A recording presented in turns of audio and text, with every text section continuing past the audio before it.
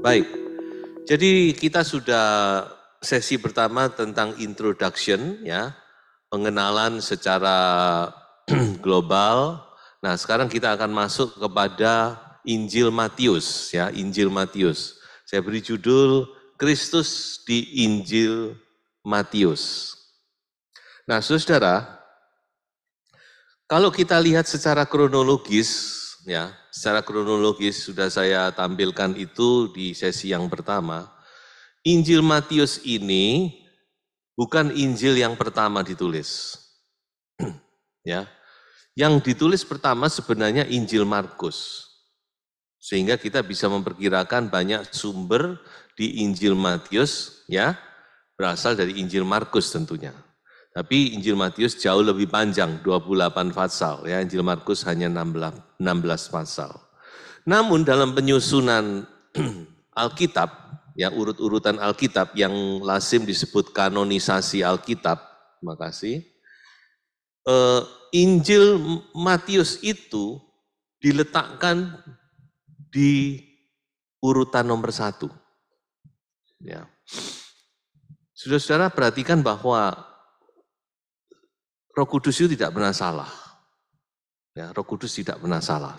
Apalagi menyangkut firman Tuhan, wah, tidak mungkin salah. Nah sekarang kita mau coba untuk mengerti kenapa kok Injil Matius diletakkan di urutan nomor 1, saudara. Ya. Nah seperti yang saya sudah sampaikan bahwa penulisan Injil Matius itu ditujukan kepada orang-orang Yahudi. Ya, kepada orang-orang Yahudi.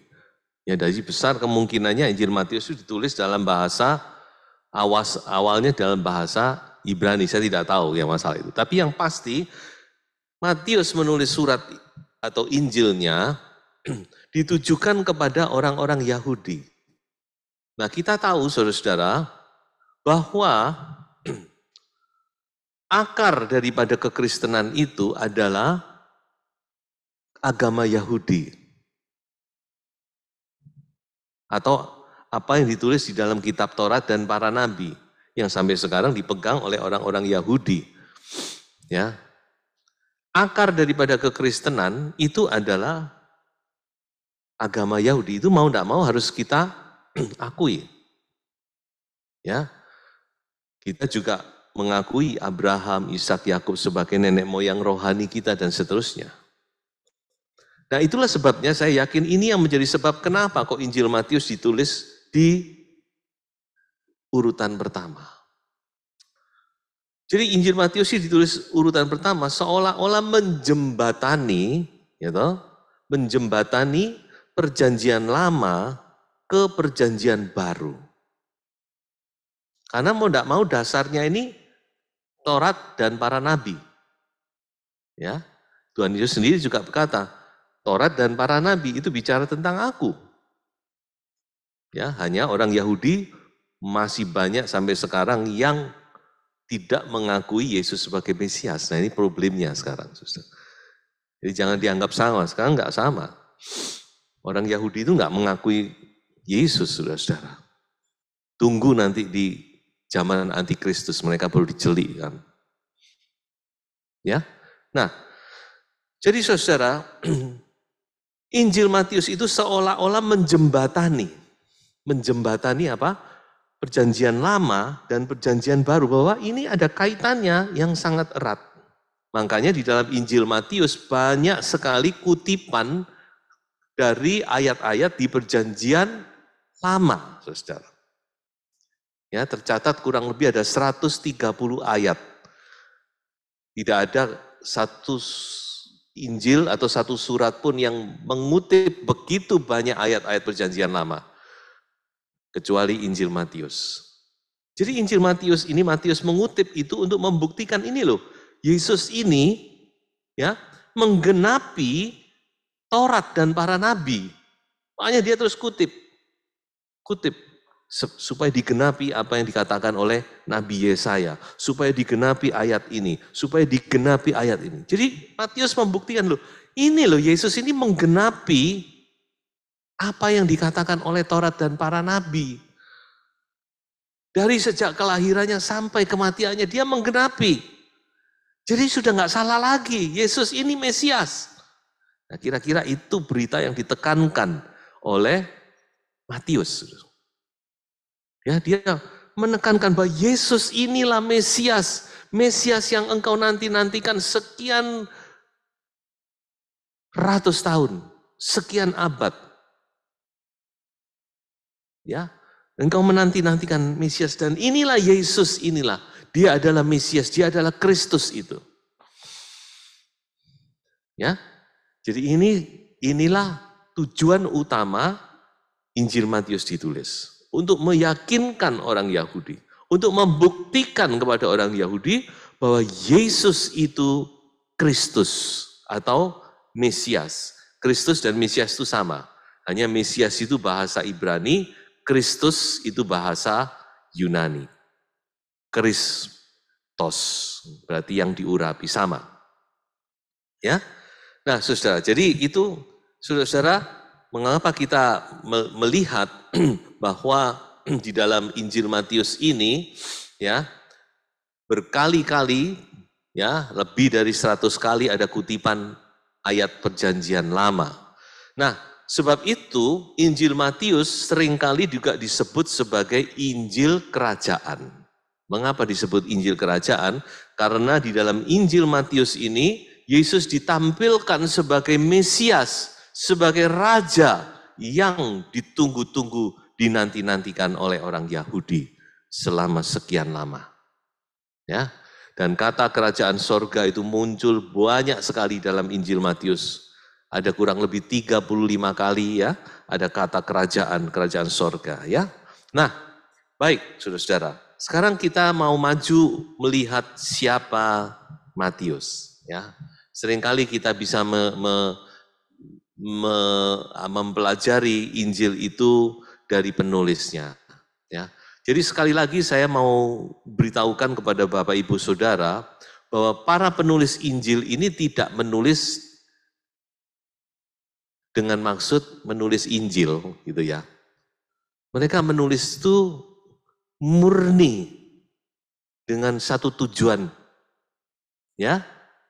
Ya, tujuannya berbagai macam, nanti kita akan lihat. Ya, seperti yang saya katakan tadi, Matius membuktikan bahwa Yesus Mesias. Dan di kemudian hari, baru diangkatlah ini menjadi Injil. Jadi ini benar-benar murni, saudara ya. Nah, siapa Matius? Ya, next. Kita tahu bahwa Matius itu adalah salah seorang dari murid Yesus. Ya. Dia seringkali namanya digandeng dengan Bartolomeus, Matius dan Bartolomeus. Ya.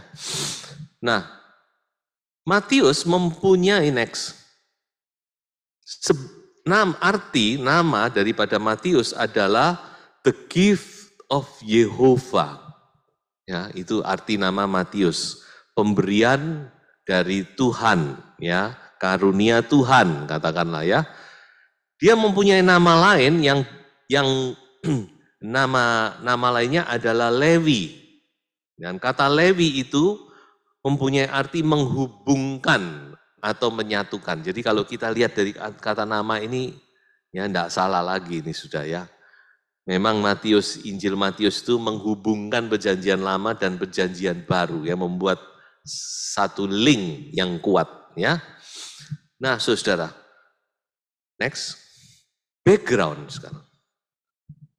Matius itu, saudara-saudara, sebelum dia bertobat, sebelum dia dipanggil menjadi murid Yesus, ya, dia adalah seorang pemungut cukai. Ya. Nah, saudara-saudara harus tahu bahwa profesi pemungut cukai itu adalah profesi yang sangat dibenci oleh orang Yahudi. Ya. Mereka dianggap kaki tangan orang Romawi. Dan seringkali mereka menggunakan kedudukannya untuk korupsi. Jadi misalnya pemungut cukai itu kan pemungut pajak gitu ya. Misalnya pajaknya misalnya 100 gitu ya. Orang itu ditekan untuk membayar 150, 50-nya masuk kantong sendiri gitu ya. So itu profesi pemungut cukai ini sangat tidak elok, saudara. Dianggap kelompok orang berdosa. Nah inilah latar belakang dari seorang Matius. Jadi kalau kita lihat Tuhan itu baik, saudara ya. Tuhan itu tidak melihat latar belakang kita. Yang penting kita sungguh-sungguh berubah, ya, merespon panggilan Tuhan.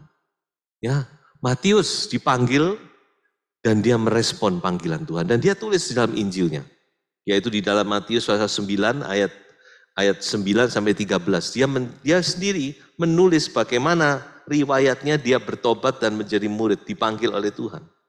Dia tidak malu-malu, saudara. Ya, mengakui bahwa aku ini dulu seorang pemungut cukai. Bahkan dia tulis di situ bagaimana ketika dia pesta perpisahan, ya, tentunya dia mau jadi murid Tuhan, dia harus meninggalkan profesinya, dia rela walaupun profesi itu sangat menjanjikan, ya sangat biasanya memungut cukai itu kaya-kaya, sudah kita tahu ada nama Sakius bukan, ya seorang kaya di kota Yeriko memungut cukai, tapi dia relakan semuanya karena panggilan Tuhan itu lebih berharga dari segala-galanya. Dan dia ceritakan waktu dia pesta perpisahan bagaimana banyak orang sinis kepadanya, ya toh? Termasuk orang-orang itu mengkritik Yesus. Yesus dianggap kok mau, ya toh? Makan di rumahnya seorang pemungut cukai. Nah itu dikritik sudah oleh orang-orang agamawi, orang Farisi, ahli Taurat dan sebagainya. Tapi Yesus memberikan jawaban yang sangat terkenal. Dia berkata, bukan orang sehat yang memerlukan tabib, tetapi orang sakit. Aku datang bukan untuk memanggil orang benar, melainkan orang berdosa. Haleluya. Puji Tuhan, saudara. Bahwa Tuhan Yesus datang untuk mencari orang berdosa. Jadi benar-benar kita melihat bahwa Matius ini mendapat anugerah besar dari Yehova. Dia mendapatkan ya kasih sayang, anugerah. Makanya tadi kita nyanyikan anugerahmu. Matius mendapat anugerah. Dia bukan hanya diselamatkan, dia dipanggil menjadi murid Yesus. Di antara 12 murid yang terkenal dengan panggilan Rasul Anak Domba. Jadi 12 murid ini punya kedudukan yang khusus nanti di kerajaan Allah. Tuhan Yesus juga ngomong, kamu akan makan semeja dengan aku. Ya, jadi ini satu kehormatan yang luar biasa bagi Matius. Dia rela meninggalkan kehormatan, kekayaan dunia karena dia melihat ada sesuatu yang lebih mulia. Ya, nah saudara. Kemudian, next. Matius dengan backgroundnya sebagai seorang pemungut cukai, kita tahu bahwa seorang pemungut cukai itu biasanya seorang yang sangat teliti, ya, karena dia harus mencatat semua pendapatan cukainya dan seterusnya, ya. Jadi Matius ini seorang yang biasa pembukuan, ya, orang pembukuan, saudara. Sebab itu tidak heran, saudara, kita melihat bahwa itu tercermin dari tulisannya. Jadi Injil Matius ini adalah Injil yang sangat rapi dan kategorikal. Apa maksudnya kategorikal? Kategorinya itu jelas. Ya, ada kategori bagian mujizat ada sendiri, ya. Ada kategori bagian pengajaran disendirikan. Ada bagian perumpamaan-perumpamaan disendirikan. Ada tentang akhir zaman disendirikan. Itu maksudnya. Rapi Injil ini. Ya, jadi tiap-tiap Injil itu punya khas sendiri, tergantung dari penulisnya siapa. Jadi Tuhan tidak mengesampingkan ya background seseorang dan itu dipakai oleh Tuhan untuk melayani Tuhan, ya. Nah, saudara, itu sedikit tentang Injil Matius. Nah sekarang kita mau melihat tentang bagan daripada Injil Matius. Ya, seperti yang sudah saya sampaikan bahwa Injil Matius itu sangat rapi. Sehingga kita melihat ya betapa Injil Matius itu tersusun dengan rapi. Ya, coba saya akan sampaikan bagian dari Injil Matius, sudah bisa melihat di sini ya. Di pasal 1 dan 2 kita bisa melihat catatan tentang kelahiran Yesus. Ya. Pasal 3 dan 4 kita melihat bagaimana Yesus dipersiapkan sebelum dia melayani. Apa itu? Yaitu dia dibaptis, gitu. Kemudian dia dicobai di padang gurun, ya. Itu semua untuk mempersiapkan Yesus untuk masuk ke pelayanan, saudara. Ini memang tidak mudah, ya. Yesus harus mengalami itu semua. Kemudian kita masuk kepada pasal 5 sampai 7, di mana kita melihat di situ Yesus berbicara tentang peraturan atau hukum kerajaan sorga. Ya. Kemudian pasal 8 sampai 10 kita melihat mujizat-mujizat Yesus dikelompokkan. Ya, sehingga saya katakan ini adalah bagian yang mengatakan kuasa sang raja, ya. Sang raja kuasanya ditampilkan ya melalui mujizat. Kemudian masuk lagi kepada pasal 11 sampai 13 kita melihat pengajaran sang raja. Ya.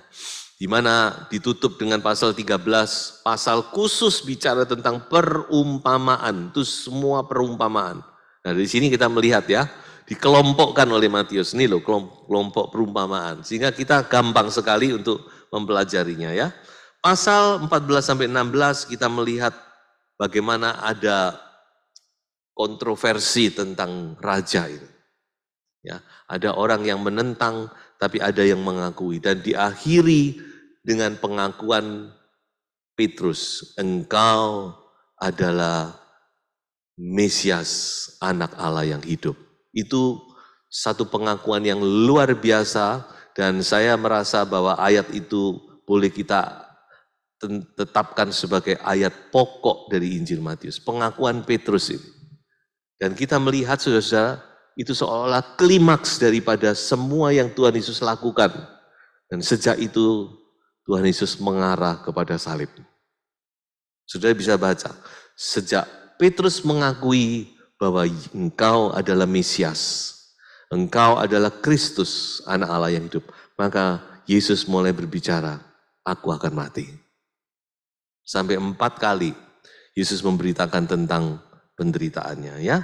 Kemudian pasal 17 sampai 20 itu persiapan penderitaan ya. Yesus bicara tentang penderitaannya, dia mempersiapkan hati murid-muridnya untuk menerima kenyataan bahwa dia akan mati. Ya. Ini yang seringkali tidak dimengerti oleh murid-murid. Tidak dimengerti. Mereka tidak mengerti kalau Mesias itu harus mati memang. Ya.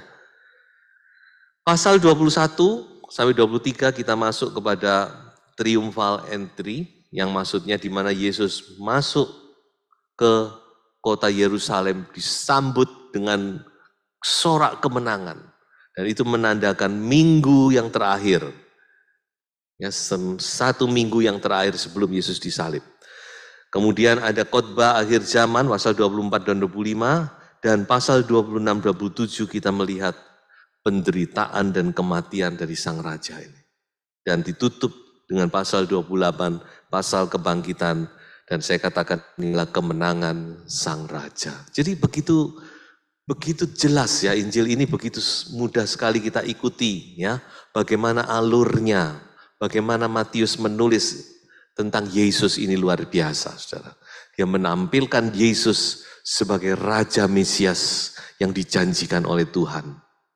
Dan dari kelahiran sampai kematiannya, Yesus menggenapi apa yang sudah dinubuatkan di kitab Taurat maupun kitab nabi-nabi. Ya, nah sekarang kita akan masuk sedikit lebih detail poin-poin penting daripada Injil Matius. Yang pertama, coba perhatikan saudara, kalau kita membaca itu, saya selalu memperhatikan ayat pertama dan ayat paling akhir itu selalu saya perhatikan, karena seringkali ada koneksi.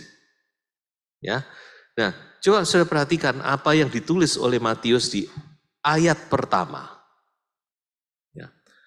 Dia mengatakan langsung, inilah silsilah Yesus Kristus, anak Daud, anak Abraham. Perhatikan, Inilah silsilah Yesus Kristus, anak Daud, anak Abraham. Dan ini satu pembukaan yang luar biasa, saudara. Ya, pembukaan dari perjanjian baru yang luar biasa. Kenapa saya katakan demikian? Karena apa yang ditulis ini, saya katakan langsung menuju kepada jantung permasalahan, yaitu siapa Yesus itu. Matius tidak bertele-tele, dia langsung ngomong, inilah silsilah Yesus Kristus. Berarti Yesus itu adalah Mesias. Kristus itu kan Mesias. Yesus itu Mesias dan dia adalah anak Daud. Ini penting, saudara, kenapa? Kok Yesus Kristus langsung anak Daud? Karena saudara-saudara, ya, janji tentang Mesias itu secara khusus disampaikan oleh Allah kepada Daud. Ya, sudah bisa baca itu di dalam kitab 2 Samuel pasal 7, 1 Tawarik 17, ada di makalah saudara. Bagaimana Allah menjanjikan kepada Daud, saking Allah itu cintanya sama Daud dan dekatnya hubungan Daud dengan Allah. Sehingga Allah berkata, Daud, aku berjanji, anakmu akan kududukkan di atas tahtamu untuk selama-lamanya. Dan itu tidak digenapi di dalam diri manusia, enggak ada satupun raja yang duduk di atas tahta Daud selama-lamanya, bukan?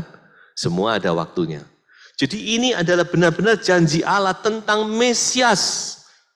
Akan ada Mesias dari keturunan Daud yang akan duduk di atas tahtanya Daud. Dan dia bertahta sampai selama-lamanya. Jadi itu kalau saudara membaca di dalam kitab Injil, ketika ada orang minta tolong kepada Yesus berkata, Yesus anak Daud. Itu bukan sekedar ucapan, berarti orang ini percaya bahwa Yesus itulah Mesias. Karena istilah anak Daud ini akhirnya menjadi satu istilah yang khusus untuk menunjukkan tentang Mesias yang dijanjikan Allah kepada Daud itu. Makanya Matius langsung membuka Injilnya. Inilah Yesus Kristus, Yesus Mesias, anak Daud dan anak Abraham. Mengapa kok dari Daud ke Abraham? Ini kan loncatnya banyak sekali, saudara.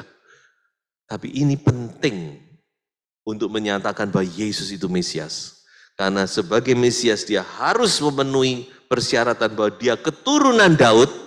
Berarti dia adalah suku Yehuda, ya, dan dia adalah keturunan Abraham, berarti dia adalah orang Yahudi, dan dia terhisap dalam janji kepada Abraham.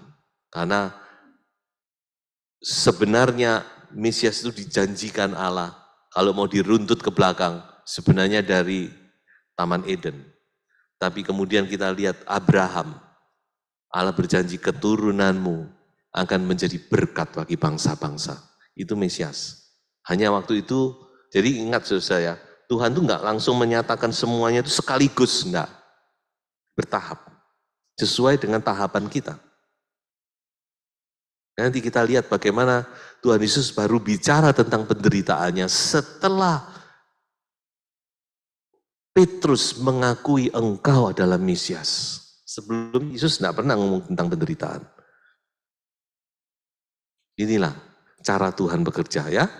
Nah, itu yang pertama ya, yang saya pikir ini adalah sesuatu yang sangat penting saudara ya, yang muncul di pasal pertama ayat pertama daripada Injil Matius ini. Kemudian next tentang kelahirannya ya. Kita tahu sudah di dalam Injil Matius ada catatan-catatan yang unik tentang kelahiran Yesus yang tidak dicatat di Injil-Injil lain.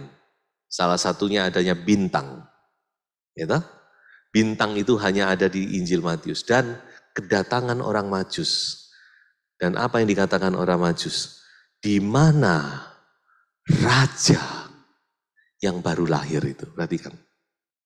Raja. Jadi kelahiran Yesus itu sudah menyatakan bahwa Yesus itu bukan orang biasa sebenarnya. Nggak usah kita bicara tentang dia lahir dari perawan Maria, karena itu kan tersembunyi, bukan? Itu tidak diketahui, itu hanya Maria dengan Allah. Ya. Tapi yang kelihatan ini sudah menyatakan bahwa Yesus itu bukan sembarang bintang. Nggak ada orang lahirnya ditandai dengan bintang, bukan? Kemudian kedatangan orang Majus dari timur, dan orang Majus itu langsung bertanya, di mana raja yang baru lahir? Ini semua untuk membuktikan kepada orang Yahudi bahwa Yesus ini dari kelahirannya dia lahir sebagai seorang raja. Ya, dan kita tahu Herodes merasa insecure, ya, nggak ada rasa aman sehingga dia akhirnya membunuh bayi-bayi di Bethlehem. Karena dia merasa tersaingi, ya. Baik, next. Hukumnya. Sudah perhatikan. Matius pasal 5 sampai pasal 7 ini pasal yang sangat penting. Mengapa? Karena di dalam pasal ini kita belajar, kita melihat ada satu tatanan yang baru muncul,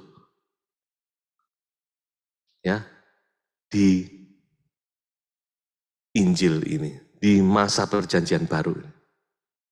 Mengapa saya katakan tatanan yang baru? Tatanan yang lama itu apa? Tidak lain adalah Taurat. Ya, Taurat. Taurat itu adalah hukum yang selama ini berlaku. Ya, mulai zaman Musa, ya, sampai zaman Yesus. Yesus masih hidup di bawah Taurat. Jangan lupa itu. Yesus itu masih hidup di bawah hukum Taurat. Makanya Tuhan Yesus berkata gini, aku datang ini bukan untuk meniadakan Taurat tuh. Aku datang untuk menggenapi Taurat. Dia harus menggenapi Taurat. Karena dia masih hidup di bawah Taurat. Sampai nanti kematiannya baru kita melihat ada tatanan yang baru itu mulai berlaku. Turunnya Roh Kudus dan kita masuk dalam zaman yang baru, yaitu zaman Roh Kudus, zaman kasih karunia. Tapi waktu di Injil Matius kita melihat bahwa Yesus memperkenalkan ini loh hukum yang baru ini. Namanya hukum kerajaan sorga. Dan kalau kita bandingkan dengan hukumnya Musa, maka hukum kerajaan sorga ini jauh lebih tinggi, saudara-saudara. Kualitasnya jauh lebih tinggi daripada hukum Taurat. Makanya Tuhan Yesus sering ngomong gini, Taurat berkata gini, tetapi, misalnya di Taurat, kalau kamu membunuh, kamu berdosa, ya toh? Tetapi aku katakan kepadamu, ketika kamu mengatakan orang itu jahil, mengatakan orang itu kafir, kamu sudah sama dengan membunuh orang. Wah, gitu? Dia juga berkata gini, di Taurat orang melakukan perzinahan baru dikatakan dosa. Tetapi aku berkata kepadamu, ketika kamu melihat seorang wanita dan kamu mengingini, tergerak nafsumu, syahwatmu, maka kamu sudah berzina. Jadi sebenarnya hukum kerajaan sorga ini kalau kita renungkan sebenarnya tuntutannya lebih tinggi, saudara. Lebih tinggi daripada hukum Taurat. Ya, lebih tinggi. Taurat berkata, berbuatlah baik kepada orang yang baik kepadamu, tapi bencilah musuhmu. Itu Taurat. Ya, tapi aku berkata kepadamu, kasihi musuhmu. Waduh, berat. Kalau kita mau lakukan secara daging, tidak mungkin kita bisa. Wang Taurat aja nggak bisa. Taurat yang begitu tidak ada orang bisa, apalagi hukum kerajaan sorga. Makanya saudara melihat hukum ini jangan dari sisi manusianya. Kita percaya bahwa kita hidup ada Roh Kudus. Amin. Ya, Roh Kudus itu yang akan menolong kita. Nanti kuncinya adalah saya beritahu. Ya. Nah, jadi saudara kita melihat di dalam hukum-hukum ini, ada 3 pasal, pasal 5, 6, 7, kita melihat bagaimana Yesus sebagai Mesias, sebagai Raja, sedang menyampaikan hukum-hukum kerajaan itu. Dan hukum kerajaan itu lebih unggul, lebih tinggi kualitasnya daripada hukum Taurat. Ya. Salah satunya nih, kalau hukum Taurat terkenal dengan 10 perintah Allah. Betul? Dimulai dengan 10 perintah Allah. 10 perintah Allah itu saya pernah katakan ada 8 jangan dan 2 respect. Ya, jadi dari 10 itu semua jangan sampai di tengah ada respect. Respect my Sabbath, respect orang tuamu. Kemudian jangan lagi. Katakan aja 8 jangan lah. Don't, jangan lakukan ini, jangan ini. Tapi kalau hukum kerajaan Allah, diberkatilah. Makarios. Artinya diberkatilah, berbahagialah. Apa enggak lebih tinggi sudah kualitasnya, lebih tinggi dari Taurat. Hukum kerajaan Allah. Ya, dan kuncinya tetap sama, yaitu Roh Kudus.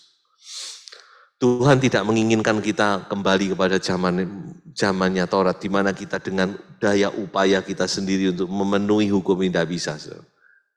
Kita tetap tidak akan mungkin bisa memenuhi hukum kerajaan Allah kalau kita berusaha dengan kekuatan kita sendiri.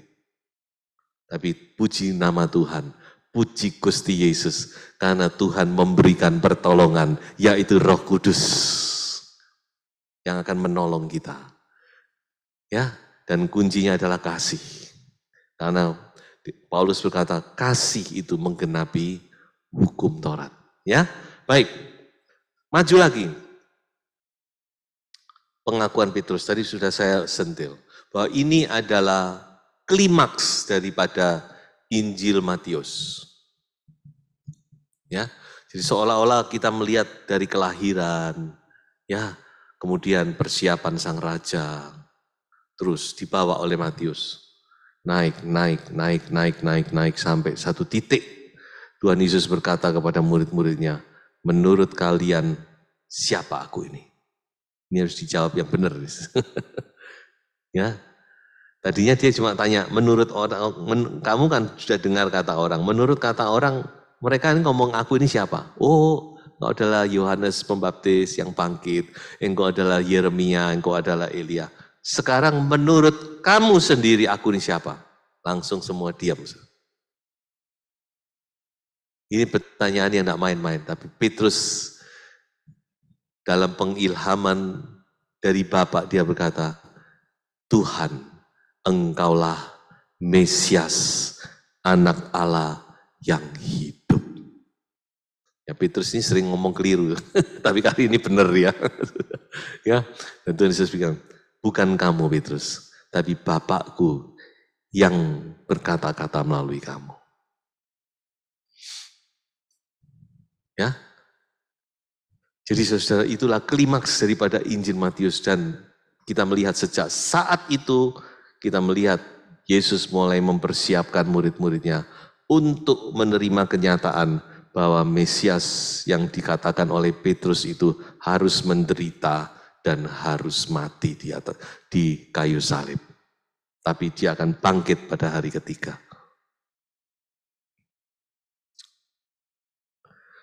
Ya, penyataan Tuhan bertahap. Wahyu Tuhan itu bertahap, saudara ya.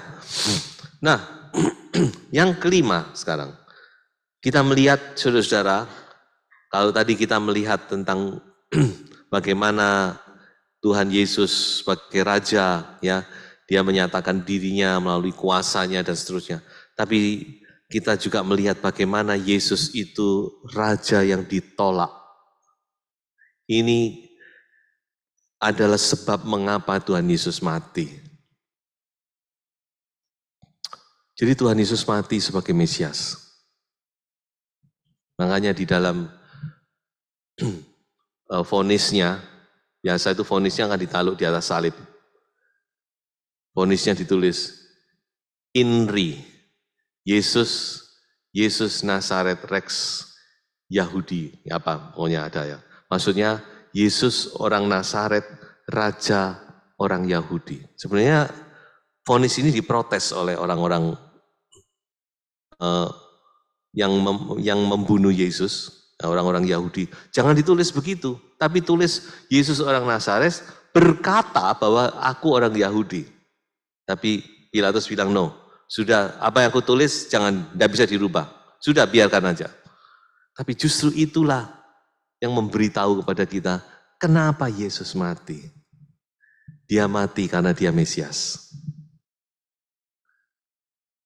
Ironis ya, saudara. Dia mati karena dia seorang Mesias. Ya, dia ditolak karena dia Mesias. Kalau Yesus tidak mengaku dirinya Mesias, dia tidak mati, aman dia. Tapi Yesus mati karena Yesus adalah Mesias. Bukankah Mesias itu ditunggu-tunggu? Kenapa kok sekarang Mesias datang malah disalib? Malah ditolak, malah dibunuh, dibenci. Nah ini masalahnya, saudara. Karena orang Yahudi itu kedagingan. Jadi konsep mereka dari dulu sampai waktu itu, ya bahkan sampai sekarang mungkin, tentang Mesias itu konsep daging, saudara. Konsep materialistis, konsep nasionalistis. Jadi mereka mengharapkan Mesias yang muncul nanti itu akan bisa menolong mereka, memimpin mereka dalam peperangan, menggulingkan kerajaan Roma, melepaskan mereka dari penjajahan Roma. Itu yang mereka harapkan. Mesias yang datang dengan pasukan yang besar, dengan kekuatan yang besar untuk memimpin bangsa Yahudi melawan Roma, menggulingkan Roma dan seterusnya. Sehingga ketika Yesus tampil dengan sangat bersahaja, mereka kecewa setengah mati. Dan mereka bilang, tidak mungkin ini Mesias kami. Dan itulah yang membuat Yesus disalib. Ya, jadi ini suatu hal yang ironis sebenarnya, saudara. Ya, justru Mesias yang mereka tunggu-tunggu malah disalib, karena mereka kecewa, termasuk Yudas kecewa. Saya sering berpikir, merenungkan kenapa kok Yudas ini menyalibkan Yesus. Salah satunya dia kecewa, saudara. Ya, saya pikir Yudas itu kecewa. Kenapa? Dia mengharapkan sesuatu yang materialistis. Dia berpikir kalau Yesus menjadi raja, Yesus menjadi pemimpin, minimal dia jadi menteri keuangan, ya toh? Apalagi dia memang suka uang. Nah inilah yang membuat dia kecewa, akhirnya dia mengkhianati gurunya. Ya, nah saudara, dan sebenarnya Yesus itu datang bukan saja membebaskan bangsa Israel dari tangan Romawi, tapi yang paling penting dan paling hakiki, paling inti, yaitu Yesus melepaskan mereka dari tangan iblis.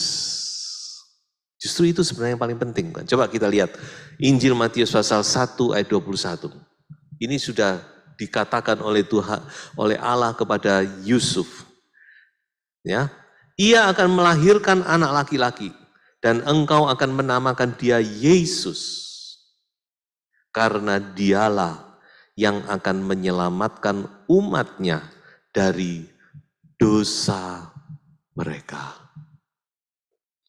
Jadi sebenarnya Yesus itu tidak salah. Dia memang Mesias. Tapi dia bukan hanya menyelamatkan dari tangan manusia. Kalau manusia itu kerajaan Romawi satu saat akan hancur. Tapi justru dia datang untuk menyelamatkan manusia dari problem manusia yang paling inti. Apa itu? Dosa. Sampai sekarang, saudara, semua problem kehancuran dunia ini, problem yang terjadi, intinya adalah dosa. Dan justru itu yang mau diselamatkan, yang mau diselesaikan oleh Yesus. Ya, tapi mereka punya pemikiran lain, punya harapan lain ya. Nah, baik, maju lagi saudara. Yang keenam adalah tentang kedatangannya. Ya, itu tertulis di dalam Matius pasal 24 dan 25 dan sangat detail. Sekali lagi, Matius mengelompokkannya dengan begitu padat, ya, sehingga 2 pasal ini bicara banyak tentang tanda-tanda akhir zaman dan seterusnya, saudara. Dan sebenarnya inti dari hal ini yang mau disampaikan oleh Yesus dan juga oleh Matius, bahwa aku akan datang kembali. Haleluya. Yesus akan datang kembali. Aku akan datang kembali.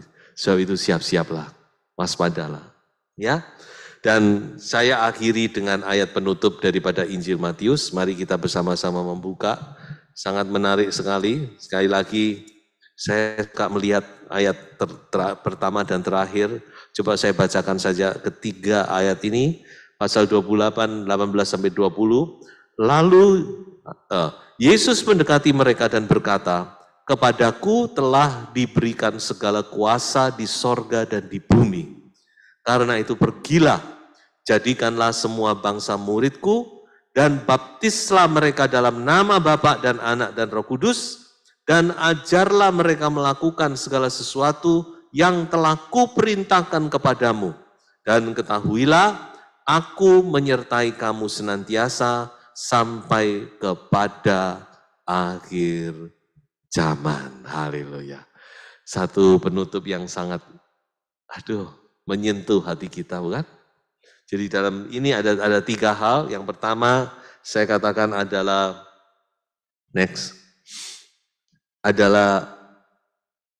Yesus menyatakan diri bahwa dia menang. Ya, segala kuasa ada di tanganku. Baik di bumi, baik di sorga, sekarang sudah diberikan di atas tanganku, di dalam tanganku. Berarti dia adalah menang, dia pemenang, dia pernah mati memang, tapi dia bangkit dan menang. Ya, dan inilah posisi kita, ya, sebagai umat daripada pemenang, raja pemenang. Dan yang kedua ayat 19 bicara tentang amanat agung, tugas kerajaan ini. Ya, amanah dari sang raja. Nah ini susah bagi gereja Tuhan. Apa amanatnya? Beritakan Injil. Ya, beritakan Injil, ajar mereka tentang kebenaran firman-Ku. Nah ini kita juga sedang lakukan. Kita belajar tentang kebenaran firman Tuhan. Beritakan Injil, saksikan. Ya, dan bawa mereka yang sudah percaya dibaptis di dalam nama-Ku. Dan yang terakhir Tuhan berkata, jangan takut. Aku menyertai engkau sampai akhir zaman. Penyertaan Sang Raja yang menjadi jaminan kita gereja Tuhan. Tuhan Yesus memberkati. Haleluya.